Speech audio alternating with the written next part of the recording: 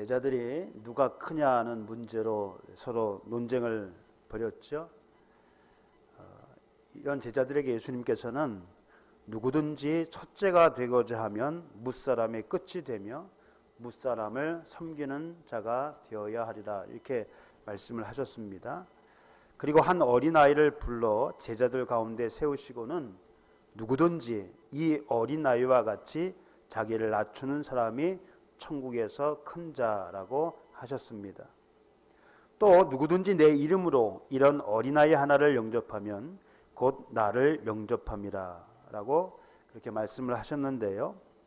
여기서 어린아이는 단순히 나이가 어린 아이를 가리키기보다는 사회적으로 혹은 신앙적으로 연약한 사람을 의미합니다. 그런 사람들을 소홀히 하거나 무시하지 말고 그들을 친절하게 대해야 합니다. 그것이 곧 겸손이고 겸손의 본을 보이신 예수님의 발자취를 따르는 것입니다. 연약한 자들을 무시하지 말고 혹은 또 업신여기지 말고 그들을 친절하게 대해라. 예수님께서 그렇게 지금 말씀하고 계시는 겁니다. 반대로 그들 중 하나를 실족하게 하는 자, 이 실족하다는 걸려 넘어지게 하는 거예요. 그들 중 하나를 걸려 넘어지게 하는 자는 차라리 연자맷돌을 목에 달고, 일반 맷돌이 아니고 연자맷돌은요, 그 짐승이 돌리는 맷돌이, 큰 맷돌이 있잖아요. 그 맷돌을 목에 달고 바다에 빠지는 것이 낫다고 하셨습니다. 이게 옛날에 고대의 형벌 중에 하나였습니다. 무거운 돌을 매달아 가지고 바다 깊에 빠뜨리게 하는 것, 형벌 가운데 하나였는데, 어린아이 하나, 연약한 자들을 실족하게 하는 자는 차라리 연자맷돌을 목에 달고 바다에 빠지는 것이 낫다고 하셨습니다. 연약한 자들을 유혹하여 죄를 짓도록 하거나 고의든 실수든 그들을 신앙에서 멀어지게 하는 자들은 파멸에 이르게 될 것이라는 경고의 말씀입니다. 사실 사람들을 걸려 넘어지게 하는 일들이 없을 수는 없습니다. 그런 일들이 많이 일어나고 있어요. 하지만 걸려 넘어지게 하는 사람에게는 화가 있을 것입니다. 그런 사람들은 걸려 넘어지게 하는 원인이 되는 것을 없애버려야 합니다. 다른 사람을 실족해 하는 자들, 혹은 자기가 실족하는, 걸려 넘어지게 하는 그 일들을 원인을 제공하는 그런 것들을 다 없애야 하는데, 예를 들어 손이나 발이 걸려 넘어지게 하거든 그것을 찍어내 던져버리라. 또 눈이 걸려 넘어지게 하거든 그것을 빼어내어 던지라. 그렇게 예수님께서 말씀을 하셨습니다. 왜냐하면 두 손이나 두 발을 가지고 영원한 불에 던져지는 것보다 차라리 신체 장애자로 영생에 들어가는 것이 낫기 때문입니다. 사지 멀쩡하게 지옥에 들어가는 것보다 차라리 손이나 발이 한짝 없고 눈이 하나가 없는 그런 상태로 천국에 들어가는 것이 훨씬 낫다. 이런 말씀은 예수님께서 산상수훈에서, 마태복음 5장에서 이미 말씀하신 바가 있습니다. 지난번에도 말씀을 드렸지만 이 말씀은 문자적으로 해석해서는 안 됩니다. 문자적으로 해석해서 진짜로 자기 신체 일부를 자르는 사람도 있지만, 문자적으로 해석하면 좀 문제가 생겨요. 어떤 문제가 생기냐면, 우리가 살아가면서 매일 실수하잖아요. 잘못을 저지르잖아요. 또 죄를 짓잖아요. 근데 그렇게 걸려 넘어지게 하는 것들을 그때마다 제거해버리면 사람은 살아날 수가 없는 거예요. 어떻게 살아나요? 그렇죠? 죄를 지을 때마다 혹은 실수할 때마다, 남을 실족해 할 때마다 신체 일부를 계속 잘라내면 결국은 살아갈 수가 없는 것이죠. 예수님의 말씀은요, 그만큼 단호하게 걸려 넘어지게 하는 것들을 제거해 버리라는 의미입니다. 히브리서 12장에 있는 말씀처럼 죄와 싸우되 피 흘리기까지, 너희가 죄와 싸우되 피 흘리기까지 단호하게 죄들을 물리치라는 겁니다. 그럴 용기가 없다면 죄를 멀리하고 바라보지 않는 것도 한 방법일 것입니다. 죄의 자리에 앉지도 말고 죄의 길에는 서지도 말며 죄의 근처에는 아예 얼씬도 하지 않는 것입니다. 내가 절제할 수 없다면 그것을 아예 멀리하는 거예요.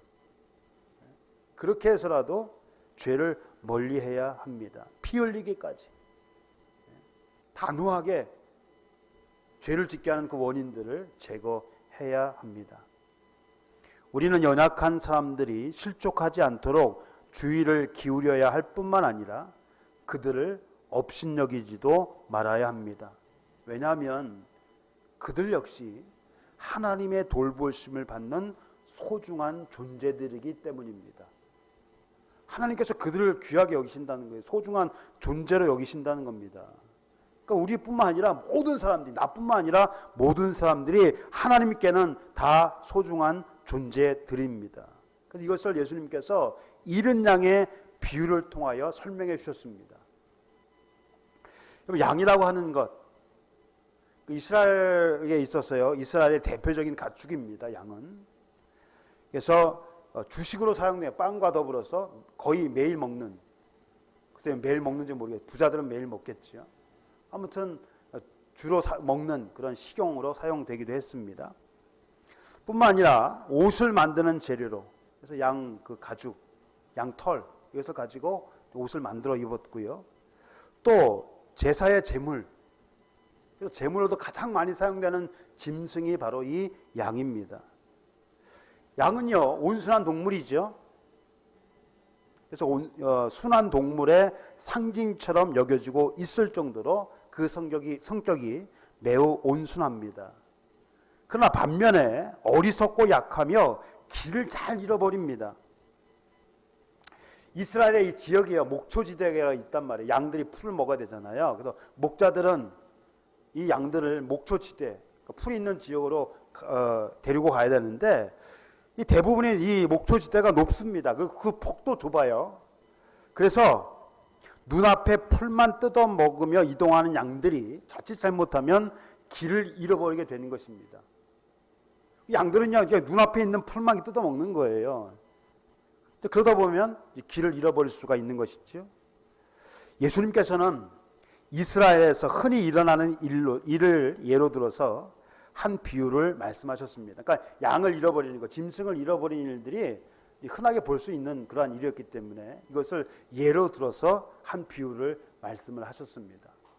어떤 사람에게요 양 100마리가 있었습니다. 100마리의 양을 치는 그런 사람이 있었는데 당시 이스라엘은요 이 맹수들이 많았습니다. 사자나 곰, 이리, 이리를 늑대라고도 하는데요. 아무튼 맹수들이 많았어요. 그래서 특히 이리는 이 양의 천적입니다. 그래서 이 맹수들로부터 양을 보호하기 위해서 서너 명의 한 조를 이루었습니다. 한 팀을 이뤘어요. 목자들은 저녁이 되면 잃어버린 양이 혹시 있는지 확인을 하는데, 이거 수를 이제 확인하는 거예요. 양의 수가 100마리였는데 100마리가 다 있는지 확인을 합니다. 만일에 그 가운데 하나라도 없어지면 양은요, 이 목자는요, 그 양을 찾으러 온 지역을 헤매고 다닙니다. 그런데 양을 찾는다는 것이 쉬운 일은 아닙니다. 왜냐하면 밤에 이제 확인을 하니까 껌껌하잖아요. 그죠? 근데 그 지역도 또 위험해. 낭떠러지도 많으니까 위험한단 말이에요. 그래서 길을 잃은 양은 대체로 좁은 골짜기의 벼랑에 걸려 있어서 그 양을 끌어올리기 위해서는 절벽을 타고 내려가야 합니다. 껌껌한 밤에. 그 자칫 잘못하다가 떨어지면 큰 부상을 입게 되거나 심지어 죽는 경우도 있겠지요. 더욱이 밤중이라 잘 보이지 않았고 맹수들의 습격을 받을 수도 있기 때문에 매우 위험한 일이었습니다. 하지만 목자는 양을 찾기 위해 이 모든 위험을 기꺼이 감수했습니다. 하지만 그리고 잃어버린 양을 찾으면 목자는 그동안의 고생을 모두 잊고 기뻐합니다. 여러분, 잃어버린 양을 찾기 위해 온 지역을 찾아 헤매는 겁니다. 그러다가 그 양을 발견하고 그 양을 구했단 말이에요. 잃은 양을 찾았단 말입니다. 그러니까 그동안의 모든 고생들이 이 양을 찾음으로 인하여 다 잊어버리고 고생을 잊어버리고 기뻐할 수 있다는 것이죠. 이 비유가 맞는지는 잘 모르겠지만 마치 해산할 날이 가까워진 여자가 겪어야 할 진통 때문에 근심하다가 이제 임신을 해가지고요, 이제 해산할 날이 이제 가까운단 말이에요. 그럼 해산할 때 고통이 심하잖아요, 그 고통이. 그래서 임신한 여자가 그 겪어야 할 진통 때문에 근심을 하는 거예요. 아, 어떻게 할까? 그 고통이 오면 나 어떻게 할까? 근심하다가 아이를 낳으면 세상에 사람이 태어났다는 기쁨에 그 고통을 잊게 되는 것과 뭐 같다고 할 수 있을까요?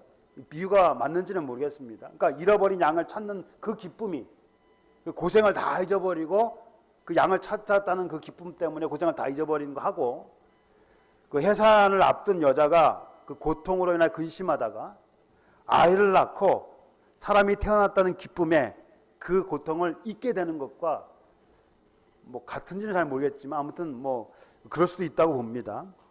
아무튼 잃어버린 양을 찾은 목자는 길을 잃지 않은 99마리의 양보다 그 한 마리로 인하여 더 기뻐할 것이라고 예수님께서 말씀을 하셨습니다. 길을 잃지 않은 99마리의 양보다 이 길 잃은 양, 그 한 마리로 인하여 더 기뻐할 것이다. 예수님께서 그렇게 말씀을 하셨습니다. 그리고 예수님께서 비유를 마치시면서 이렇게 말씀하셨습니다. 이와 같이 이 작은 자 중에 하나라도 잃는 것은 하늘에 계신 너희 아버지의 뜻이 아니니라. 예수님의 이 비유가요, 비유의 의미가 바로 이 한 말씀에 다 담겨져 있습니다. 이와 같이 이 작은 자 중에 하나라도 잃는 것은 하늘에 계신 너희 아버지의 뜻이 아니니라. 이사야 선지자는요, 우리를 길 잃은 양의 비유를 했습니다. 우리는 다 양 같아서 그릇 행하여 각기 제 길로 갔다는 겁니다. 여기서 그릇 행했다는 이 말이요, 길을 잃다라는 뜻입니다. 우리가 다 길을 잃어버렸다는 거예요. 그런데 여기서 단순히 길을 잃어버린 것이 아니라 미혹을 받아 곁길로 나간 것을 말합니다. 미혹을 받아서 곁길로 나가는 것을 말하는 것인데요, 양들이 길을 잃는 것은 풀을 뜯어먹는 데에만 정신이 팔려서 목자의 음성을 듣지 못했거나 외면했기 때문입니다. 거기에 정신이 쏠려가지고 이 목자의 음성을 막 못 듣는 거예요. 혹은 들어도 외면하는 거. 그래서 이 풀은요, 우리로 하여금 목자의 음성을 듣지 못하게 해서 결국 신앙에서 멀어지게 하는 세상의 것들을 상징합니다. 이 풀은 세상의 것이에요. 거기에 정신을 팔면요, 그 목자의 음성을 들을 수가 없는 거예요. 그것은 세상의 염려일 수도 있습니다. 우리를 신앙으로부터 멀어지게 하는 것이 세상의 염려일 수도 있습니다. 걱정, 근심. 그리고 재물의 유혹일 수도 있습니다. 재물. 그리고 그 밖의 것들에 대한 욕심. 예수님께서 씨 뿌리는 자의 비유, 거기서 이 말씀을 하셨잖아요. 말씀을 전했는데 그 말씀을 기쁨으로 받되 세상의 염려와 재물의 유혹이나 그 밖의 것들에 대한 욕심으로 인하여 결실치를 못하는 거예요. 이것 때문에 신앙이 자라지 못하는 거예요. 이것 때문에 신앙 밖으로 나가는 겁니다. 사람들은 세상의 것들에 정신이 팔려 목자 되신 주님의 음성을 외면한 채 각자 자신의 욕망을 따라가다가 결국 멸망에 이르게 될 것입니다. 그럼에도 사람들은 자신이 파멸의 길로 가고 있는지조차 모르고 있습니다. 많은 사람들이 자신이 가는 길이 파멸의 길인지 멸망의 길인지를 모르고 가고 있다는 겁니다. 마치 노아의 때와 같습니다. 노아의 때. 뭐 예수님께서 재림하실 때가 노아의 때와 같다고 했는데, 마치 노아의 때 그 사람들과 같은 거예요. 노아는 악을 행하는 사람들에게 하나님의 심판을 경고했습니다. 의의를 전파했어요. 베드로후서 2장 5절에 의의를 전파했어요. 악을 행하다가는 결국 하나님의 심판을 받아 멸망하게 될 것이다. 한편으로는 방주를 지으면서 한편으로는 사람들에게 하나님의 의의를 전파했습니다. 그런데 이 사람들이요, 먹고 마시고 장가들고 시집가는 세상의 일에 정신이 팔려 그 말을 귀담아 듣지 않았습니다. 지금 자기가 하고 있는 일, 먹고 마시고 시집가고 장가가고 지극히 세상적인 일에 정신을 팔아가지고요, 이 음성을 듣지 못했습니다. 무시해버렸어요. 노아가 방주에 들어가던 날까지 사람들은 자신이 멸망에 이르게 될 것이라는 사실을 알지 못했습니다. 설마 했겠죠. 지금 방주는 계속 올라지고 있는데, 여러분, 이 배가 바다에, 이 물에 있어야 되는데 이 육지에다 짓는 거예요. 그러니까 사람들이 아마 노아를 미쳤다라고 생각했을 거예요. 그래서 그 말을 무시했습니다. 노아가 그 방주에 들어가던 날까지 사람들은 자신들이 멸망에 이르게 될 것이라는 사실을 알지 못했습니다. 그리고 그것을 깨달았을 때는 이미 늦어버렸습니다. 비가 막 오고 하니까 사람들이 그때서 비로소 깨닫는 거예요. 그러나 이미 때는 늦었죠. 노아의 방주의 문이 닫혀버렸기 때문에 들어갈 수가 없어요. 열어달라고 해도 열 수가 없는 거예요. 이미 지나가 버렸어요, 기회는. 그래서 우리는 늦기 전에 주님의 음성에 귀를 기울여야 합니다. 이스라엘 목자들은요, 자신의 양떼가 다른 무리의 양떼와 섞이는 것을 막기 위해서 양의 모습이나 색깔 혹은 특징에 따라서 각각 이름을 붙였다고 합니다. 요한복음 10장에 보면 그가 자기 양의 이름을 각각 불러 인도한다. 문지기는 그를 위하여 문을 열고 양은 그의 음성을 듣나니 그가 자기 양의 이름을 각각 불러 인도하여 낸다라고 말씀하고 있습니다. 그래서 이 목자가요, 양의 모습, 색깔, 특징 것으로 인하 그것을 가지고 각각 이름을 붙였어요. 이름을 부르는 거예요. 얼마 전에 그 TV인가 동영상을 보니까 그 이름을 부르는 장면이 나오더라고요. 양들에게. 그래서 양들이 모여 있는데 뭐라고 하면 그 양이 가는 거예요. 그 양이 진짜 이름인지 모르겠지만 한 양씩 들어가는 거예요. 누구 그러면 또 들어가고 그러는 거예요. 그래서 그렇게 이름을 붙였다고 그럽니다.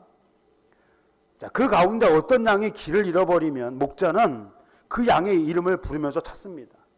누구야 하면서 부르는 거예요. 그럼 이 양은요, 그 자기 주인 목자의, 자기를 돌보는 목자의 음성을 알아들어요. 짐승들이 다 그러는 것 같아요. 뭐 개도 그렇고, 특히 개도 그렇고, 부르면 알잖아요. 발소리만 들어도 알잖아요. 누군지, 자기 주인인지 낯선 사람인지. 그 양도 이 목자의 음성을 알아듣는 겁니다. 그래서 그 목자의 음성을 듣고 대답을 합니다. 나 여기 있어요. 우리 말은, 사람 말은 못하지만 동물 목소리를 내는 것이죠. 그러면 목자는 그 양을 발견하고 위험에서 건져줄 수 있습니다. 마찬가지로 사람들은 자신의 이름을 부르며 찾고 계시는 예수님의 음성에 반응을 해야 합니다. 요한계시록 3장에 보면 예수님께서 문 밖에 서서 문을 두드리는 장면이 나옵니다. 근데 안에서 안 열어주면 안 돼요. 열어야지만 들어갈 수가 있습니다. 밖에서 문을 두드려요. 그래서 그 음성, 그 주님의 음성을 듣고 반응을 해야 합니다. 그래야 멸망하지 않고 구원을 얻을 수 있습니다. 하나님께서는요, 하나님의 뜻은 어디에 있는가? 모든 사람이 다 회개하여 멸망하지 않고 구원받기를 원하십니다. 마태복음 오늘 읽은 본문 가운데 11절에는 없음이라고 있죠. 그 각주를 보면 뭐라고 되어 있냐면 인자가 온 것은 잃은 자를 구원하려 함이니라. 어떤 사본에 이런 내용이 있다는 겁니다. 하나님의 뜻은요, 잃은 자 모든 사람이 다 회개하여 멸망하지 않고 구원을 받기를 원하고 계십니다. 지난 주일날 말씀을 전할 때 왜 예수님의 재림이 더디 오는가? 사람들이 의문을 제기했잖아요. 아니 예수님이 오신다고 했는데 왜 자꾸 안 오시는 것인가?